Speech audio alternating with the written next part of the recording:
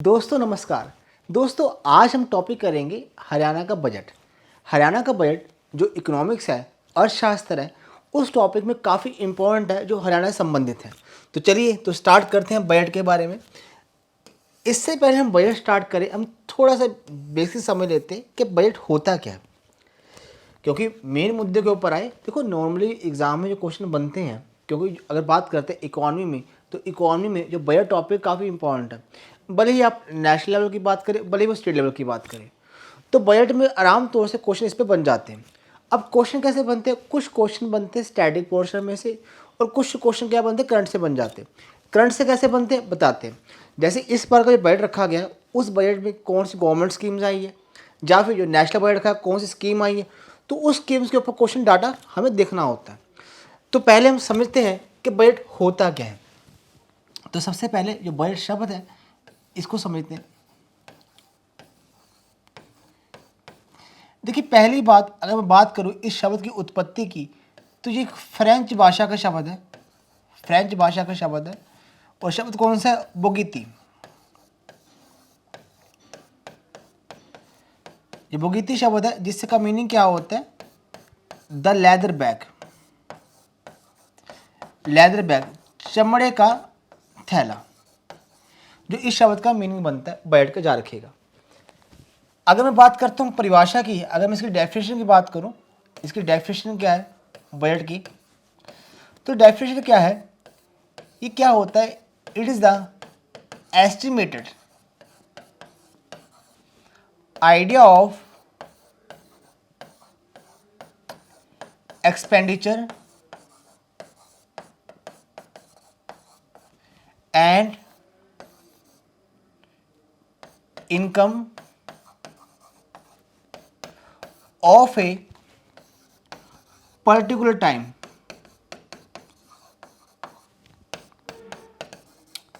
मतलब क्या है? देखिए एक बात समझिएगा।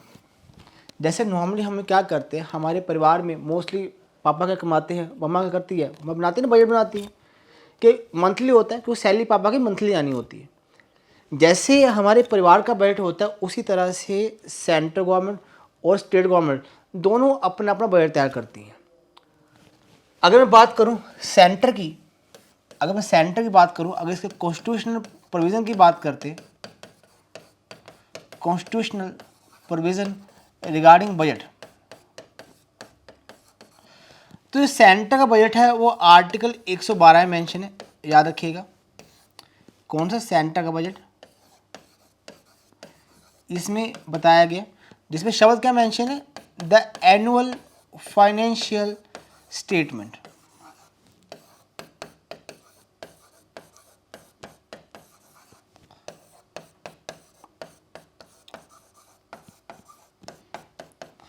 लेकिन अगर मैं बात करूं स्टेट का बजट, तो वो मेंशन है आर्टिकल 202। तो याद रखना कि हमारा जो राज्य सरकारें हैं उनका बजट कौन से मेंशन है? आर्टिकल 202, और सेंटर का बजट 112। इसको आप याद रखना। तो अब जैसे ही हमारे परिवार का बजट होता है, परिवार का खर्चा होता है मंथली, ऐसे क्या होता है, राज्य सरकारें और सेंट्रल गवर्नमेंट ये एनुअली बजट बनाते हैं। इसमें क्या होता है, क्या खर्चा क्या होना और पैसा कहाँ से आना, इस सब को मैनेज किया जाता है। ये बजट क्या होता है? प्रेडिक्शन है। जो इस बार का बजट आया वो कौन सा है हमारा हरियाणा वाला? वो है 21-22, मतलब 21 और 22 जो साल चल रहा है ये वाला, और साथ में अगला साल आएगा, दोनों का ये हमारा बजट है। ओके, अब जो ये बजट अनाउंस किया गया, अब थोड़ी सी बात जा रखिएगा। अगर मैं सेंटर की बजट बात करूँ तो रखता कौन है? फाइनेंस मिनिस्टर रखती है, ठीक है जी। अभी फिलहाल कौन? निर्मला सीतारमन, उन्होंने बजट रखा था। इस बात को याद रखना, निर्मला सीतारमन जी है, ये क्या है? हमारे फाइनेंस मिनिस्टर है, और 3 बार ये बजट रख चुकी हैं इस बार का मिला के। लेकिन हमारा मेन फोकस क्या है? हरियाणा का बजट। तो हरियाणा के जो बेसिक फैक्ट्स हैं हरियाणा बजट के, वो देख लेते हैं। पहला है कि ये बजट रखा किसने? मनोहर लाल खट्टर। देखो ये तो सीएम है, लेकिन इन्होंने एज ए फाइनेंस मिनिस्टर इस बजट को रखा। कहाँ पे? हरियाणा की असेंबली में। दूसरी बात, इस बजट की खासियत क्या है? जैसे पेपरलेस बजट। देखो आप सभी जानते हैं कोविड-19 ये समस्या काफ़ी बड़ी है ना। तो जिस कारण से क्या हुआ कि कोशिश किया गया जो भी काम डिजिटल हो। अगर हम सेंटर के बजट की बात करते हैं ना, अब क्वेश्चन आए फर्स्ट डिजिटल बजट कौन सा सेंटर वाला, वो कौन सा है, वो इस बार का जो बजट है डिजिटल रखा गया। क्यों रखा गया? Because of this covid. Okay, तो डिजिटल मीन पेपरलेस बजट। अब मुद्दे की बात है, अगर अपन उसको डॉक्यूमेंट नहीं देंगे पेपर तो कैसे किया, तो उन्होंने बेसिकली डिजिटल काम करने के लिए एक ऐप भी बनाई है, एक ऐप बनाई सेंटर बजट की। उसका ऐप का नाम क्या था? Union budget app. Union budget app याद रखना, संस्था है हमारी NIC, उसने ये बनाई थी ऐप, ध्यान रखना। तो उसी तरह से जो हरियाणा की सरकार है, इन्होंने भी कोशिश की कि हम बजट पेपरलेस रखेंगे, क्योंकि पता है ना कोविड-19 काफ़ी इशू है, जितनी दूरी बनाएगा उतना बढ़िया। तो याद रखना इस बात को। और इसके बाद एक चीज़ और, एक सिंपल फैक्ट है, क्वेश्चन आए पहला बजट हरियाणा का किसने रखा, तो वो याद रखना वो थी उनकी फाइनेंस मिनिस्टर प्रभा कुमार। क्या? ओम प्रभा जैन। तो ओम प्रभा जैन थे, किस साल रखा? 1967। और याद रखना अगर क्वेश्चन आ जाए, ये जो मैम है Om Prabha Jain, she the also first female finance minister. ऐसा राज्य कौन से राज्य की, मतलब स्टेट की पहली औरत जो वित्त मंत्री बनी, वो ओम प्रभा जैन ही है, इसको याद रखिएगा। लेकिन अगर बोला जाए आपसे first women who lay down budget in Indian parliament, मैं पार्लियामेंट की बात कर रहा हूँ, असेंबली की नहीं। असेंबली की बात करें तो Om Prabha Jain, who lay down budget in Indian parliament.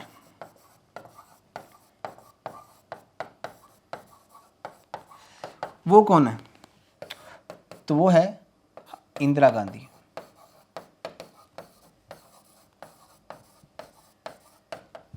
इस बात को याद रखिएगा, ठीक है जी। चलिए अब थोड़े से कुछ फैक्ट और देखते हैं। जो इस बार का बजट बना, तो इसमें जो बात है पैसे की, तो 1,55,646 करोड़ का खर्चा बोला गया। और कहा गया है जो इस बार खर्चा किया ना, पहले से 13% जा रहा है। मतलब कहने की बात है कि अगर बात करते हैं 20-21 और 21-22, कितना परसेंट बढ़ा है? 13%। हमको ये चीज़ याद रखनी है। ओके जी। अब दूसरा आता है कंट्रीब्यूशन की बात करते हैं कि एक बात समझिएगा, अगर बात करते हैं कि बजट हम क्या करें, बजट में खर्चा करें, एक्सपेंडिचर कर रहे हैं, तो भैया इनकम भी तो कहीं ना कहीं से आ रही होगी ना। हमारे देश में जो खासकर हरियाणा की बात करते हैं, हरियाणा में मोस्टली इनकम कहाँ से आ रही है, कौन सा मेन साधन है उनका कमाई का? तो याद रखना उनका मेन जो पैसा वो कहाँ से आ रहा है? टर्शरी सेक्टर से आ रहा है। अब पहले हम समझ लेते हैं ये सेक्टर होते क्या है। देखिए होता क्या है, इकोनॉमी के 3 सेक्टर डिसाइड किए जाते हैं। कौन कौन से? पहला प्राइमरी, दूसरा सेकेंडरी, तीसरा टर्शरी। प्राइमरी में क्या आता है? ऐसा सेक्टर यहाँ पे लोग जो कार्य कर रहे हैं किस पे डिपेंड है? नेचर पे। नेचर मतलब जैसे एग्जाम्पल की बात करते हैं, जो किसान खेतों में काम करते हैं, खेत क्या? नेचर है, नंबर 1 एग्रीकल्चर हो गया। इसके अलावा और क्या? दूध वाले हो गए, वो भी क्या? पशु से दूध लेते हैं ना, तो वो हो गया। लाइक एनिमल हस्बेंड्री हो गया, पशुपालन, एनिमल हस्बेंड्री। इसके अलावा खेती बाड़ी हो गया, एनिमल हस्बेंड्री हो गया, और क्या हो गया? फिशिंग, मछली पालन। मतलब मुद्दे की बात है, इसमें वो सेक्टर आते हैं, वो रोजगार आते हैं जहाँ पे लोग हमारा नेचर पर डिपेंड करते हैं। सेकेंडरी में क्या आता है? सेकेंडरी सेक्टर में आता है मैन्युफैक्चरिंग। अब ये मैन्युफैक्चरिंग क्या होता है, एक बात समझिएगा, ऐसा सेक्टर जो क्या करता है? गुड्स की फॉर्म चेंज करता है, गुड्स की फॉर्म चेंज करता है। एग्जाम्पल, कॉटन लिया, कपास लिया, क्या किया? धागा बना दिया, धागा लिया, शर्ट बना दी, शर्ट लिया है ना, कपड़ा लिया, वो बना दी, कुछ पैंट बना दी। तो ये क्या है? जो गुड्स की फॉर्म चेंज होती है, तो इसको कहा जाता है, ये मैन्युफैक्चरिंग सेक्टर का पार्ट है। ओके, तो मैन्युफैक्चरिंग में टर्शरी। अब टर्शरी में मैं आपको टीच कर रहा हूँ, मैं देखो ना तो मैं नेचर पर डिपेंड करता हूँ, ना ही मैं कोई मैन्युफैक्चर कुछ गुड्स की फॉर्म चेंज कर रहा हूँ, मैं जो टीच कर रहा हूँ वो यहाँ पे तो याद रखना यहाँ पे आता है सर्विस सेक्टर। एक बात याद रखना, अगर बोला जाए कि हमारे इन तीनों सेक्टर में से सबसे ज़्यादा पैसा कहाँ से आता है, टर्शियरी सेक्टर से आता है। भले देश की बात करें, भले हरियाणा की बात करें, तो याद रखना ज़्यादातर पैसा हमारा यहीं से आएगा। और ये देखा होगा, लिखिएगा, नोट करिएगा, पैसे की बात की है। लेकिन अगर बाई चांस आपको बोला जाए कि हम अगर बात करते रोज़गार की, एम्प्लॉयमेंट की, तो सबसे ज़्यादा रोज़गार हमारे लोगों को कहाँ मिलता है, तो वो मिलता है प्राइमरी में। इस बात को याद रखना। बात पैसे करें, पैसा कहाँ से आता है, इनकम कहाँ से आती है, टर्शरी से, लेकिन रोज़गार की तो प्राइमरी में। ओके, और एक बात और, सबसे ज़्यादा पैसा हमारे सर्विस से आता है, याद रखना। इसी कारण से हम हमारी इंडिया की इकॉनमी को सर्विस इकॉनमी भी कहते हैं। समझ आ गया, समझ आ गया। अब मुद्दे की बात क्या, हमें पूछा कंट्रीब्यूशन कहाँ से, तो याद रखना अकाउंट बजट कितना है हमारा, कहाँ से आ रहा है, टर्शियरी सेक्टर से आ रहा है। ठीक है जी, कितना आ रहा है 59%, ये परसेंटेज बताया गया, देख लीजिएगा। अब आगे है GSDP ग्रोथ 8.3%।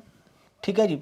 अब देखो बेसिकली क्या कह रहा है, ये GSDP क्या होता है, ये भी क्या बोला है। आपने GDP सुना होगा, GDP। देखो GDP क्या होता है, GDP stand for gross domestic product. इसको थोड़ा सा आगे कर लेते हैं। देखिए पहले समझ लेते हैं GDP क्या होता है। GDP stand for gross domestic product. Product का मीनिंग क्या होता है, प्रोडक्ट का मीनिंग क्या होता है, इनकम। ग्रोस का मीनिंग क्या होता है, ग्रोस का मीनिंग होता है टोटल। डोमेस्टिक का मीनिंग क्या होता है, हम बोलते हैं डोमेस्टिक फ्लाइट, डोमेस्टिक फ्लाइट में विद इन द कंट्री। तो यहाँ पे डोमेस्टिक का मीनिंग क्या है, with in the physical boundary of a country, physical boundary of the country. मतलब कहना क्या चाहता है, टोटल इनकम, मतलब मुझे क्या करना है, कुछ इनकम को जोड़ना है। कौन सी इनकम, जो देश की बाउंड्री के अंदर है। समझ आ गया, मतलब कहने की बात है, मैं एग्जांपल के थ्रू बताने की कोशिश करता हूँ। मान लीजिए 3 व्यक्ति A B C, ये A भी इंडियन है, B भी इंडियन है, और C क्या, C चाइना से है। और एक व्यक्ति D है, ये इंडियन है लेकिन कहाँ रह रहा है, दुबई में रह रहा है। ये बंदा क्या करता है, ये 2000 कमाता है, ये 3000 कमाता है, और C क्या, C कमाता है 4000 रुपये, और D क्या कमाता है 1500 रुपये। अब मैं बोलूँ GDP निकालो, तो GDP निकालो, मैं क्या करूँगा, तो भैया एक बात याद रखना, मुझे क्या बोला गया, इनकम करनी है प्लस, तो इनकी इनकम क्या करूँ, प्लस करूँ। किस, कौन सी income, within the physical boundary of country, मतलब इसके अंदर आता है। अगर ये फिजिकल बाउंड्री तो इसके अंदर आता है, उसको प्लस करना, तो ये क्या बन जाएगा, A + B C, ये होता है GDP। क्या होता है, ये होता है GDP। लेकिन यहाँ पे क्या लिखा गया, तो यहाँ पे लिखा गया GSDP, GSDP, तो यहाँ पे क्या है, ग्रोस स्टेट आ जाएगा। मतलब जो राज्य सरकार है, जो राज्य है हमारा हरियाणा राज्य है, उसके अंदर जो इनकम आती है हमें उसे प्लस करना है। तो ये हमारा होता है GSDP। तो यहाँ पे हमने क्या पाया कि 2014 से लेके 2019 तक की बात करें तो कितनी हमारी देश की जो कितनी हरियाणा की बढ़ी है इनकम, GSDP डेट इज़ 8.3%। तो इसको याद रखना। चलिए अब आगे बढ़ते हैं। आगे है पर कैपिटा इनकम। देखो पर कैपिटा इनकम क्या होता है, आसान भाषा में से बोलते हैं प्रति व्यक्ति आय। अगर मुझे पर कैपिटा इनकम निकालना है, कई बार एग्जाम में क्वेश्चन आ जाता है इकोनॉमी में कि पर कैपिटा इनकम क्या होता है, तो याद रखना जितनी देश की टोटल इनकम है, नेशनल इनकम डिवाइड बाय क्या, पॉपुलेशन, तो क्या आ जाएगा तुम्हारा, पर कैपिटा इनकम आ जाएगी। ओके, तो इस बात को याद रखना। ठीक है जी। तो पर कैपिटा इनकम कितना ग्रोथ हुआ है, 6.7% हुआ सेम टाइम पीरियड में, जो मैंने पहले बताया था। अब आते हैं फिजिकल डेफिसिट। किस पे आते हैं, फिजिकल डेफिसिट। देखो सबसे पहले हम समझते हैं टाइप्स ऑफ बजट। हमको बजट की टाइप्स पता होना चाहिए, बजट की कितनी टाइप्स होती हैं देख लेते हैं, समझिएगा। मान लीजिए इसको हम 2 कैटेगरी में डिवाइड करते हैं। एक है अनबैलेंस्ड, यहाँ पे है बैलेंस्ड। बैलेंस बजट क्या है? अब बैलेंस बजट का मीनिंग क्या है? Expenditure is equal to income. भैया बैलेंस का मीनिंग यही होगा ना, क्या इनकम बराबर है? Expenditure is equal to income. अब यहाँ पे क्या है कि खर्चा जितना है उतनी ही इनकम है। पापा 10,000 कमाते हैं, खर्च 10,000, तो यहाँ पे बोलेंगे यहाँ मम्मी क्या रहेगी? यहाँ मम्मी रहेगी शांत, है ना। अब बात है अनबैलेंस। अब अनबैलेंस में क्या है? यहाँ समझिए, यहाँ हमारी मम्मी जी क्या है? यहाँ मम्मी उदास है। अगर यहाँ बात करते, यहाँ मम्मी जी क्या है? मम्मी जी खुश हैं। मम्मी जी उदास है तो क्या ज़्यादा होगा? देखो अनबैलेंस है तो कॉमन सेंस से एक्सपेंडिचर इनकम में ऊपर नीचे होगा। अब मम्मी उदास है तो क्या ज़्यादा होगा? भैया एक्सपेंडिचर ज़्यादा है। मम्मी खुश है, भैया क्या ज़्यादा है? पापा की सैलरी ज़्यादा है। समझे? याद रखना, जब मम्मी उदास है, जब खर्चा ज़्यादा है, ऐसे बजट को कहा जाता है डेफिसिट बजट। क्या कहते हैं? डेफिसिट। जब आपकी इनकम ज़्यादा एक्सपेंडिचर है, ऐसे बजट को कहा जाता है सरप्लस बजट। क्या बोलते हैं? Surplus budget. तो याद रखना। अब ये डेफिसिट क्या है? ये फिजिकल डेफिसिट है आपका, यही बता रहा है। यहाँ देखिए, ये फिजिकल डेफिसिट क्या है? जो हमारा उस चालू वित्तीय साल में जो हमारी एक्सपेंडिचर, देखो होता क्या है, एक्सपेंडिचर जो है हमारा हमेशा ज़्यादा रखा जाता है, खासकर डेवलपिंग कंट्री में। किससे? इनकम से।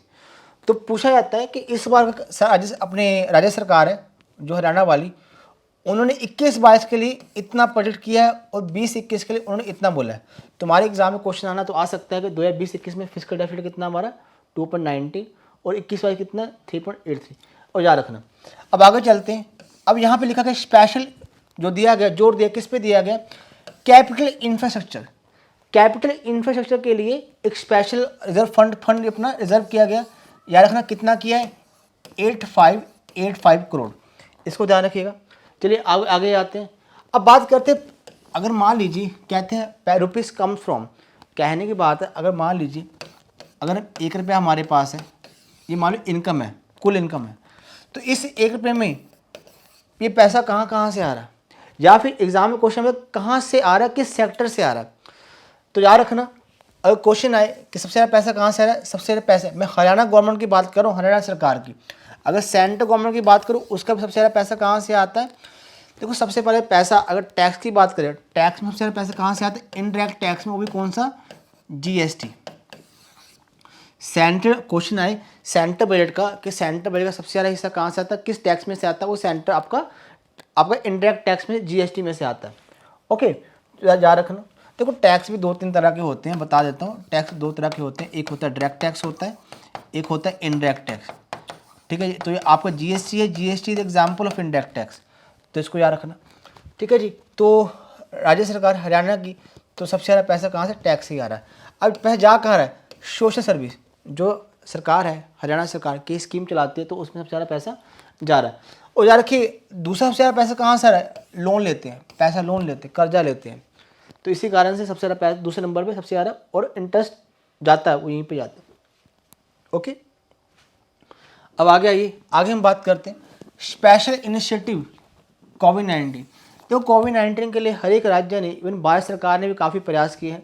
भारत सरकार ने इस बार का जो बजट आया था, उन्होंने 35,000 करोड़ कोविड वैक्सीन के लिए अनाउंस किया था।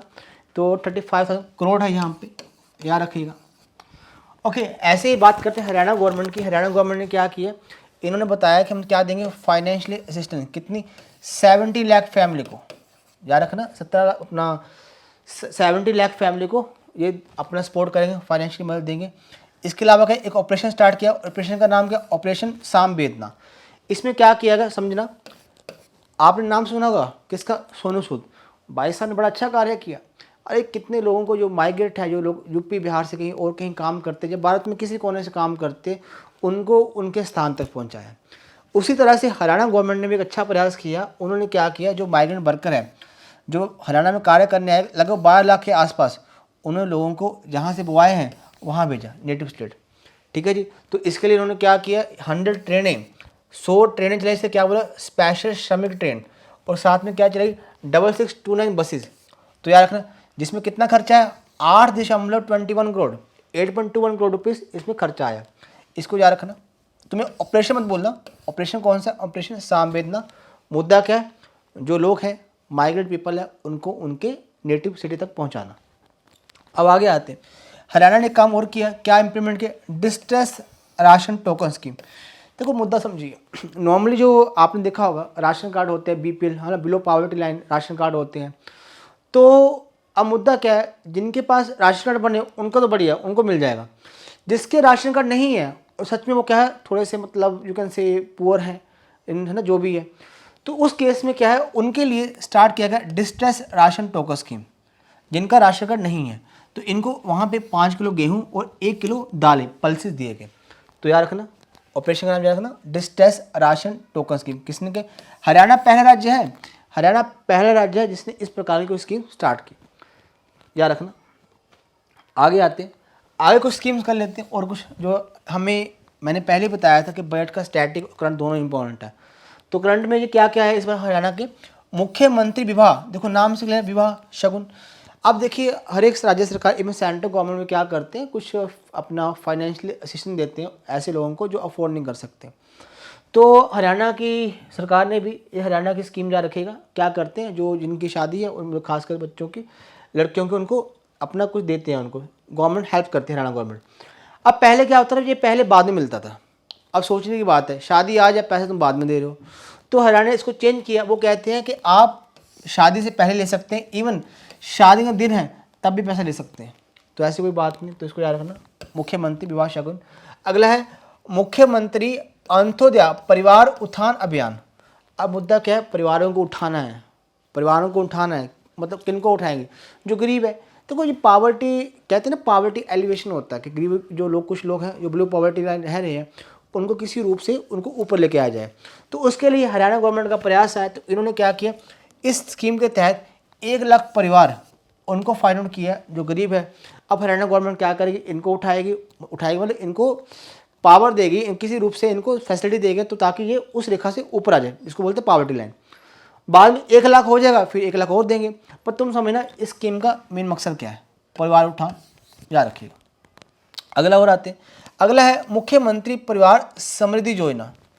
देखो इसमें क्या है, देने हैं पैसे, कितने देने, 6,000 रुपये।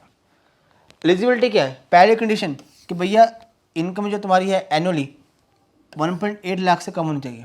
दूसरा, तुम्हारे पास जो लैंड है ना 5 एकड़ से ज़्यादा ना हो। अगर दोनों कंडीशन को लाइक करते हो, इन दोनों कंडीशन को अपना एलिजिबल हो तुम, तब जाकर तुमको ये हेल्प मिलेगी। इस स्कीम के तहत तुमको 6,000 रुपीज़ मिल जाएगा। तो याद रखना, मुख्यमंत्री परिवार समृद्धि योजना। क्वेश्चन आएगा कितना पैसा मिलेगा, 6,000। कंडीशन क्या है, दोनों याद रखना। चलिए अब और आगे बढ़ते हैं, आगे करते हैं खेती बाड़ी के बारे में। खेती बाड़ी जुड़ी हुई हमारे इस बार का जो हरियाणा का बजट है उसमें क्या अनाउंस किया गया, यहाँ देखिए, हर खेत स्वस्थ खेत। अब देखो खेती कहाँ होती है, खेती होती है खेत में, और खेत में क्या होती है, मिट्टी। तो मिट्टी की क्वालिटी के लिए, सॉइल क्वालिटी के लिए ये स्टार्ट किया गया, हर खेत स्वस्थ खेत। यहाँ से क्या होगा, सॉइल की क्वालिटी ली जाएगी और देखा जाएगा ये फसल जो है, जो अपनी जो खेत है, इसमें कौन सी क्रॉप सही रहेगी। इसके लिए बकायदा क्या है, इसकी जानकारी वहाँ कहाँ मिलेगी, इन्होंने एक पोर्टल बनाया हुआ, पोर्टल का नाम है मेरी फसल मेरा ब्यौरा। मेरी फसल मेरा ब्यौरा, ये एक पोर्टल है, जो मिट्टी के सैंपल लिए जाएंगे उसकी सारी जानकारी इस पोर्टल पे आ जाएगी। किसान क्या करेगा, किसान इस पोर्टल पे जाकर सारी जानकारी प्राप्त कर लेगा, उसकी फसल के लिए कौन सी, उसकी मिट्टी के लिए कौन सी फसल कामयाब रहेगी। चलिए अगला आते हैं, अब क्या है, गवर्नमेंट ने 1,000 फार्मर प्रोड्यूस। देखो सीधी बात है, अपना हरियाणा गवर्नमेंट क्या करे, कुछ संस्थाएं बना रही, ऑर्गेनाइजेशन बना रही है। तो अपना इसने टारगेट रखा है कि फार्मर्स के लिए, उनके जो प्रोड्यूस होते हैं सर, उनके लिए 1,000 के आसपास संस्था बनानी। कब तक करनी है, ये 2022 तक, मार्च 2022 तक टारगेट रखना। अच्छा एक और बात, तुम्हें याद होगा जो बजट आया था, अनाउंस किया गया था कि फार्मर की इनकम क्या करनी है, डबल करनी है। क्या करनी है, डबल करनी है। क्वेश्चन है कब तक करनी है, यार रखिए ये भी 2022 तक ही करनी है, ठीक है जी, इसको ध्यान रखना। इसके बाद अगला आते हैं, हरियाणा ने एग्रो इंडस्ट्री कॉर्पोरेशन लिमिटेड, ये एक फर्म है हरियाणा की, Haryana agro industry corporation limited क्या लगाएगी, 2000 रिटेल आउटलेट, इसको याद रखना। अगला है मेरा पानी मेरी विरासत। देखो बात क्या करें, पानी को, यहाँ से एक फीलिंग तो आ रही होगी ना, पानी को बचाने की बात कर रहे हैं, पानी के लिए कुछ अच्छा किया होगा। अब बेसिकली होता है क्या है, अगर बात करते हैं कि हरियाणा हो गया, पंजाब हो गया, इनकी भूमि की बात करते हैं, तो मोस्टली लोग यहाँ पे पैडी पैडी उगाते हैं, है ना, धान की खेती करते हैं, उस पर आपको पता है कि पानी काफ़ी लगता है। और आप सभी जानते हैं कि जो ये क्षेत्र है इसमें पानी का लेवल दिनों ब दिन क्या हो रहा है, कम हो रहा है। अब हरियाणा गवर्नमेंट ने क्या किया कि इस चीज़ को सुधारने के लिए, ताकि उस पानी को हम बचा सके, तो इन्होंने क्या किया, अनाउंस किया क्रॉप डाइवर्सिफिकेशन। अब इसका मतलब क्या है, अब सुनो, जो किसान कहता है, किसान कह रहा है कि भाई मैं तो चावल उगाऊंगा, मैं पैडी उगाऊंगा, भाई ये काम कर, तू मत उगा, मत कर, तो हम क्या करेंगे, तुझे 7,000 देंगे, तुझे 7,000 देंगे पर एकड़, मत उगा भाई। तो ये स्कीम है। उसकी जगह तू क्या कर, कुछ और उगा ले। अगर जितना पहले पैडी उगाता था उस पर एकड़ पे कुछ और उगा ले, तुझको हम 7,000 पर एकड़ देंगे। तो यही आप ये स्कीम बोलती है, मेरा पानी मेरा विरासत। तो इसको ध्यान रखिएगा। चलिए अब थोड़ा सा आगे बढ़ते हैं। आगे है, अब सुनिए, हमारे एग्जाम में एक क्वेश्चन सीधा बन जाएंगे, इसी पे क्वेश्चन ऐसे ही बनने हैं। क्वेश्चन आएगा, एप्पल मार्केट कहाँ बनेगी, पिंजौर पंचकुला। भैया रखो, पिंजौर पंचकुला में एप्पल मार्केट। तो कोई एप्पल थोड़ा ऊपर होता है ठंडे इलाका, तो भाई शिवालिक हिल, हमारा पिंजौर पंचकुला ऊपर ही है। मसाला मार्केट सिरसा सोनीपत, ठीक है जी। Flower market Gurugram. अरे पढ़े लिखे दोस्त लोग हैं, पढ़े लिखे लोग हैं, लिटरेसी सबसे ज़्यादा है, ठीक है जी। और साथ में साइबर सिटी बोलते हैं, वहीं फ्लावर चलेंगे, तो फ्लावर मार्केट गुरुग्राम में, ठीक है जी। तो इसको याद रखना। अगला आते हैं, हेल्थ की बात करते हैं। देखो हेल्थ तो इस बार के बजट का, भले सेंटर भले हरियाणा है, दोनों का काफ़ी इंपॉर्टेंट टॉपिक रहा है। तो मुद्दे की बात क्या, मुख्यमंत्री मुफ्त इलाज योजना, नाम से क्लियर हो गया, क्या करेंगे, मुफ्त इलाज करेंगे। अब सुनो, तुमको 3-4 स्कीम दे देंगे, क्वेश्चन बोलेंगे इनमें से कौन सी स्कीम है हरियाणा गवर्नमेंट स्टार्ट की ड्यूरिंग जो अपना ये बजट आया। मुद्दा क्या था, सर्विस देना फ्री। इसमें क्या होगा, सर्जरी हो गया, साथ में एक्सरे उक्सरे जो होते हैं वो सब फ्री ऑफ कॉस्ट करवाएगी हरियाणा, तो इसको ध्यान रखना। अगला है national institute of Ayurveda. National institute of Ayurveda खुल रहा है, कहाँ खुल रहा है, पंचकुला, पंचकुला खुल रहा है, ये भी याद रखना। एक हमारा फेस्टिवल होता है आयुर्वेद फेस्टिवल, वो केरला का फेस्टिवल है, याद रखना। कौन सा फेस्टिवल है, आयुर्वेद फेस्टिवल है, वो कौन सा, केरला का। एक हमारी मिनिस्ट्री भी होती है आयुर्वेद वाली, आयुष, मुझे बताइए उसका मिनिस्टर क्या है, उसका आंसर कमेंट सेक्शन में बताइए। चलिए स्टूडेंट, आज के लिए इतना काफ़ी है, क्लास हम यहीं बाइंड अप करते हैं। नेक्स्ट लेक्चर में हम इसी वीडियो पे मिलेंगे, ठीक है जी, इसी प्लेटफॉर्म पे। चलिए student, thank you so much, धन्यवाद, नमस्कार।